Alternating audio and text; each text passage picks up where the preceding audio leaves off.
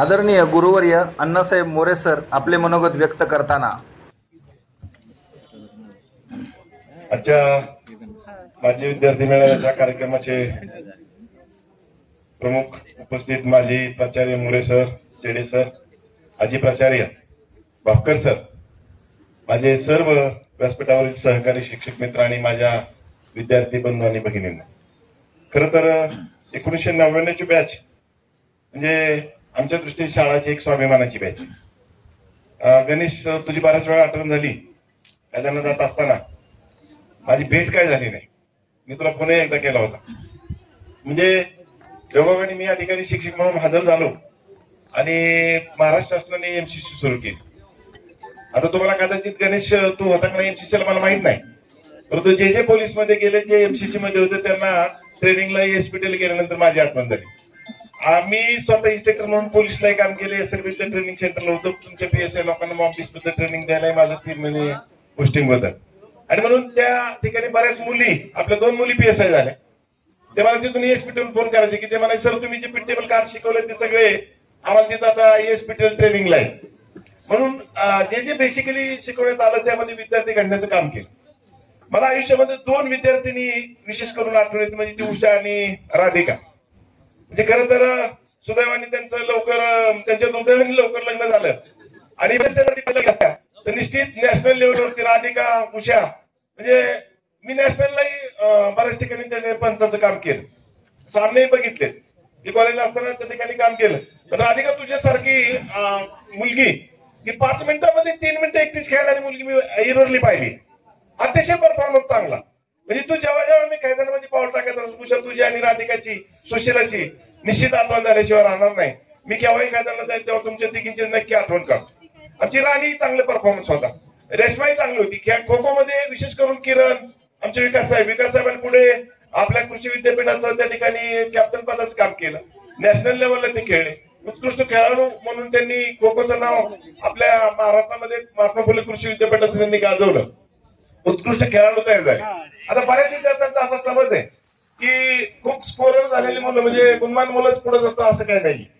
माझा असा अनुभव की जे मुलं खेळामध्ये चांगली होती ते ऍव्हरेज असू देत, ते निश्चित आयुष्यामध्ये त्यांचं करिअर या ठिकाणी घडलेलं आहे. कारण सर्वांगीण विकास हा खेळामध्ये होत असतो आणि मग त्यांचं माइंड संतुलन त्या ठिकाणी चांगल्या प्रकारचं राहतं. खरं तर मला अभिमान वाटतो या ठिकाणी आपण जे सगळी मुलं आहात, या ठिकाणी उपस्थित असणारी सर्व मुलं, म्हणजे भारत देश हा जगामध्ये एकमेव असा देश आहे की तो नुसत्या नोकरीवरती अवलंबून नाही. जगाची इकॉनॉमी ढासळली जरी दिसली तरी भारताची आपली अर्थव्यवस्था मजबूत असते. त्याचं कारण असं आहे की बहुतांशी लोक, आपल्या भारतातले 70% लोक हे स्वयं व्यवसायावरती आधारित आहेत.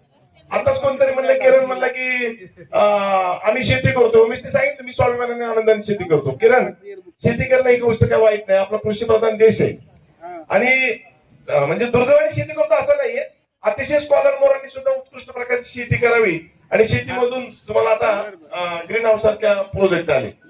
10 गुंठ्यामधून, अर्ध्या एकरामधून कोट्यवधी रुपये टर्नओव्हर करणारी उद्योजक शेतीमध्ये सुद्धा आहेत. आणि म्हणून कुठल्या क्षेत्रामध्ये काम करतोय ह्याच्यामध्ये तळतळ न करता मन लावून त्या ठिकाणी काम करा. मंजिलें उन को मिलती है जिनके सपनों में जान होती है, पंख होने शिवाय कुछ नहीं होता, हौसलों से उडान होते.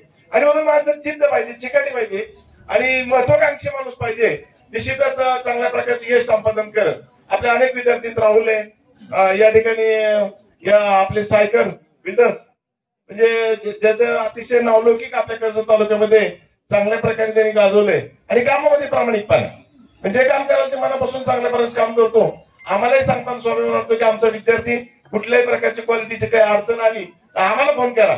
एक उत्कृष्ट काम तुम्ही कधी जर दादा पाटील कॉलेजला गेला असाल, तिथलं ऑडिटोरियम अतिशय सुंदर असं ऑडिटोरियम पवार साहेबांनी त्या ठिकाणी दिलं आणि त्या पवार साहेबांच्या ऑडिटोरियमचं काम आपल्या 2 विद्यार्थ्यांनी केलं. त्यामध्ये राहुल मोरे आहे आणि आपला परशुराम सायकर पण त्या ठिकाणी कामाला आहे. त्यांनी कन्स्ट्रक्शनचं काम त्या ठिकाणी केलेलं.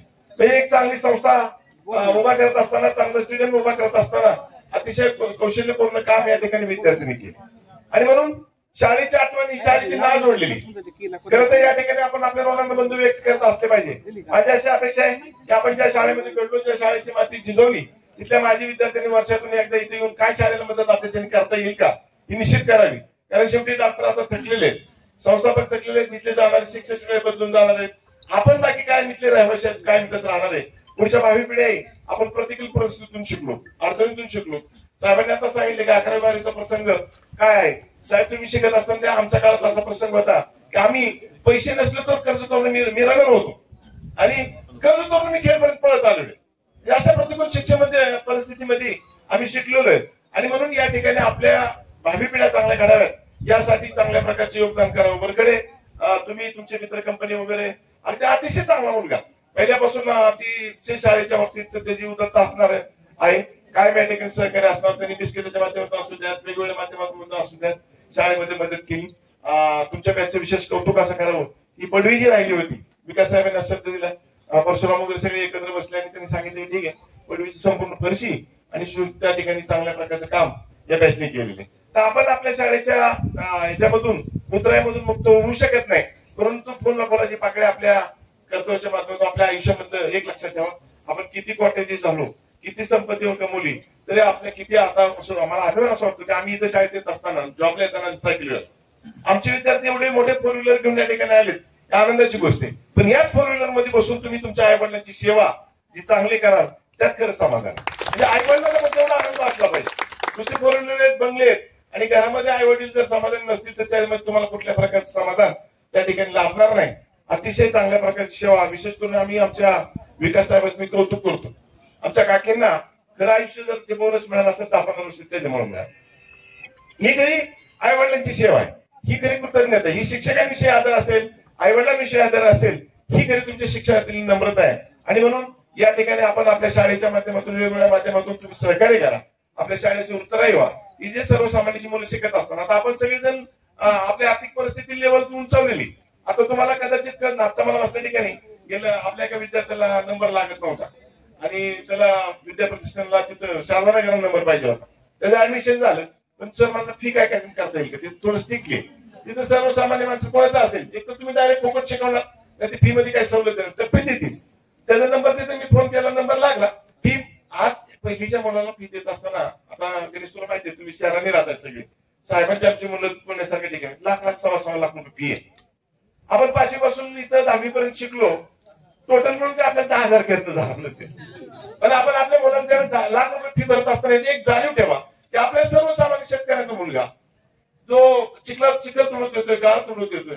गणेश मी आता तुमच्या पलीकडे एक पूल बसवलाय दादांना सांगून, अलीकडे एका टाकवणीमध्ये पूल बसतोय, मध्ये आता एक पूल आता पुढील बंधाऱ्याचं कामही माझं म्हणून तिथे बंधार आहे. तुम्ही खूप त्रास घेऊन शिकलाय, पण पुढच्या पिढीमध्ये आम्ही राजकारणामध्ये असताना एक चांगलं काम करण्यात यावं, तिथून मुलांना जाण्याची सुविधा असावी.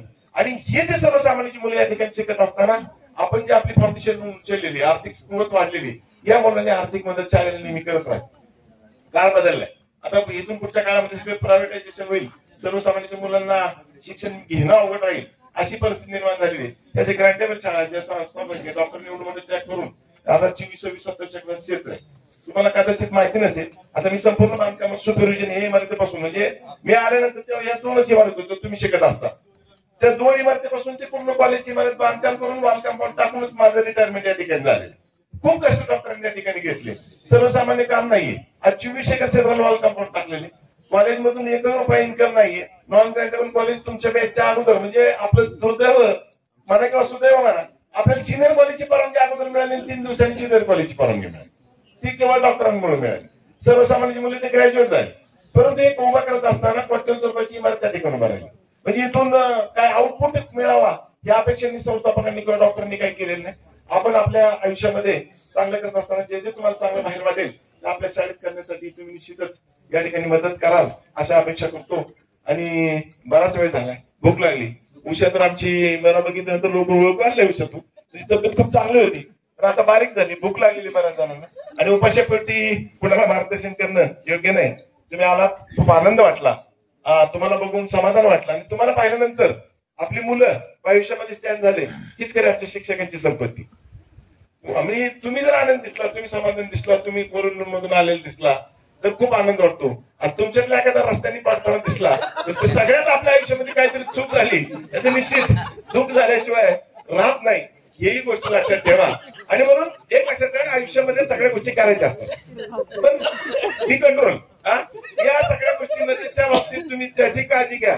आणि म्हणून कुठल्याही प्रकारे आपल्याकडून चांगलंच घडलं पाहिजे, आपण चांगलं घडल अशा प्रकारच्या अपेक्षा या ठिकाणी व्यक्त करतो. चांगल्या प्रकारचे आपल्या आयुष्यामधून सत्कार्य घडावं, शैक्षणिक संस्थांना मदत व्हावी आणि तुमच्या आयुष्यात पुन्हा एकदा भरभराटीला यावं. गणेश, तुझं मनपूर्वक अभिनंदन करतो की आपल्या शाळेचा मला वाटतं एमपीसी सुटणारा तू एक पहिला जेंट्स मधला मुलांमधला तू पहिला विद्यार्थी दिसतोय.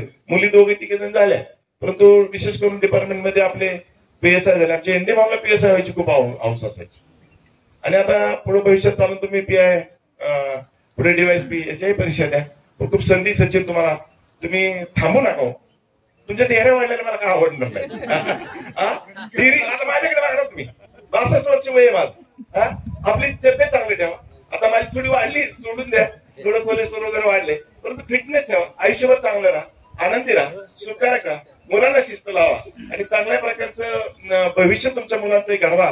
समाजासाठी तुमचा निश्चितच हातभार चांगला लागावा अशी सदिच्छा व्यक्त करतो. तुम्हाला सर्वांना दीर्घायुष्य लाभो, तुमची उत्तरोत्तर प्रगती होत जावो अशी परमेश्वरचरणी प्रार्थना करतो आणि थांबतो. जय हिंद, जय महाराष्ट्र. धन्यवाद सर, आपले मनोगत व्यक्त केल्याबद्दल.